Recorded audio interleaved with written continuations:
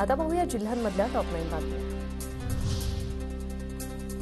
बुलढाण्यातील 2 वर्षाच्या रेड्याचं वजन तब्बल 900 किलो, रोजचा खुराकाचा खर्च 1000, 10 लिटर दूध, 1 किलो गूळ आणि 10 किलो सफरचंद असा दैनंदिन आहार।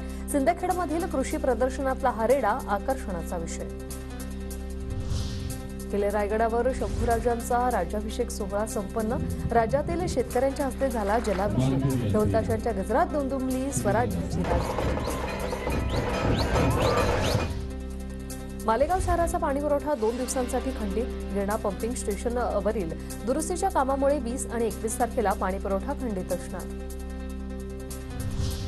नैसर्गिक आपत्तीमुळे नुकसान झालेल्या वाशिम जिल्ह्यातील शेतकऱ्यांना सरकारकडून 115 कोटींची आर्थिक मदत मिळणार। जिल्ह्यातील 2 लाखांहून अधिक नुकसानग्रस्त शेतकऱ्यांना मदत मिळणार।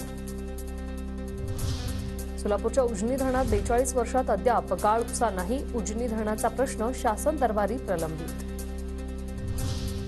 धुळ्याच्या पांझरा नदीपात्रात प्रति राम मंदिर साकारण्याचं काम सुरू। 110 फूट लांब आणि 60 फूट उंच आकाराचं मंदिर हुबेहूब अयोध्येतील राम मंदिराप्रमाणे असणार।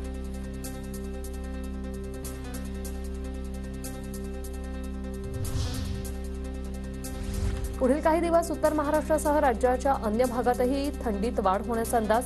दिल्लीसह उत्तर भारतात थंडीची लाट। नाशिक जिल्ह्यात थंडीचा कडाका वाढला, शहरात 11.5 अंश सेल्सिअस तापमानाची नोंद। आगामी काही भागात थंडीचा कडाका कायम राहण्याची शक्यता। गोंदियात धान विक्रीच्या नोंदणीसाठी 31 जानेवारीपर्यंत मुदतवाढ, आतापर्यंत 1,20,000 शेतकऱ्यांची नोंदणी।